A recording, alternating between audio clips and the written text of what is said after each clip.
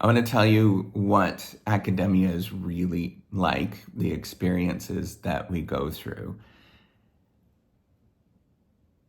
The constant theme that I have run into from extremely well-accomplished people is they will tell you and look you in the eye and they will say, I'm such a fraud. They will tell you that my life is falling apart. I don't know what to do. My marriage is almost done. And I feel like a fraud. Everybody looks at me and says that I am positioned at a much higher position than I should be. And I'm sitting there looking at myself thinking I'm worthless. That is a story that is often told in the academic game. And it's because we live in a system that celebrates people that are winners and tells everybody else that they're losers. It's a clear story of conditional love. And I know that sounds really stupid for me to say this as a scientist, as a researcher. But if you've ever grown up in a household, or you know of people that have grown up in a household where there is conditional love, you only get something, affection, praise, if you've actually done something. And every moment along your way that you're rewarded for doing that one particular thing, and every time you don't do that thing, you're told that you're worthless. And it's a story that we all go through because the scientific research game, at least in my field, your field might be different. There's a lot of things that go on between when you begin that journey and when you end. And it takes many, many years of working on a single idea. Many times that you're alone. Many times you see other people in other labs, in other research areas that are accelerating, and they look like they are so well put together. In your head, you're crafting this story that they're well put together, that they know what they're doing. The truth is that we're all looking at this, and we're all feeling like this, where everybody, except for maybe a few people, you know who they are, but I don't know. I have my doubts.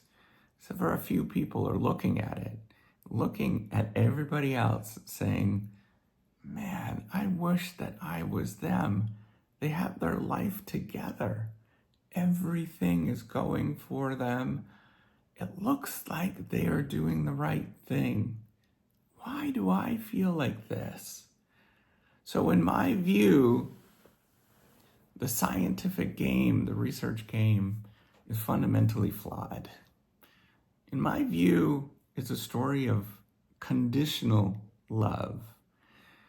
When you look at families that go through this sort of conditional love experiences, and you talk to people that go through them, they are so fragile inside.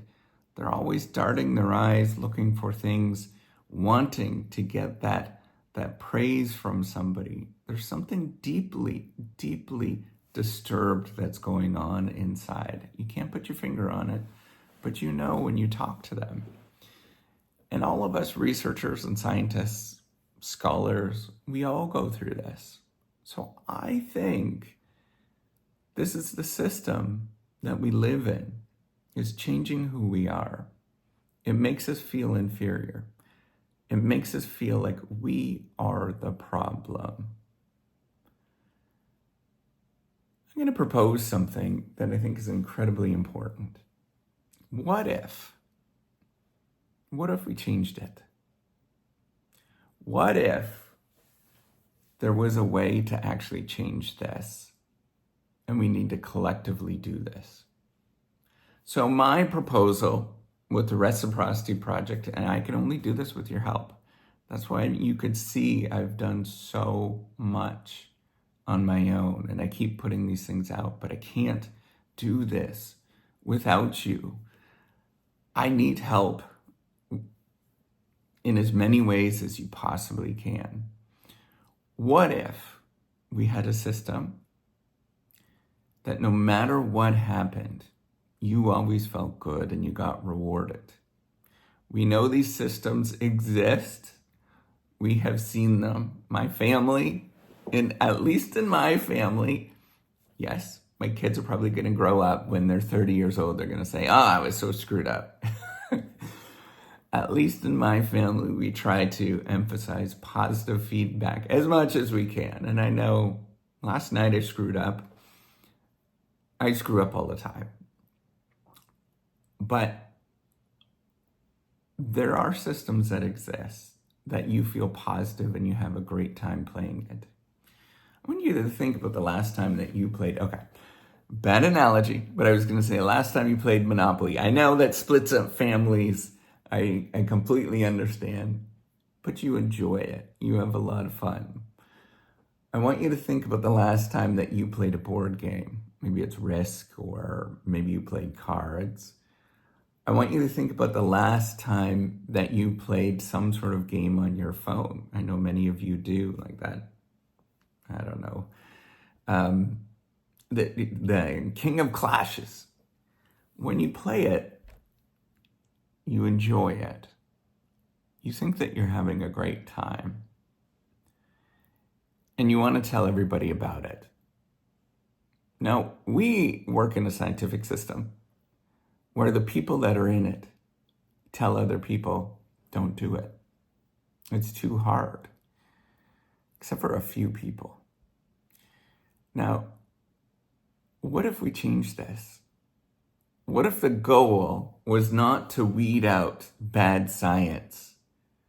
What if the goal was to say everybody is welcome and everybody can write a research paper or write a grant that was non-rejectable? I know that you're going to laugh. This weekend at an international conference, I told a few people this. I'm getting stronger and stronger with telling people this. They laugh at me.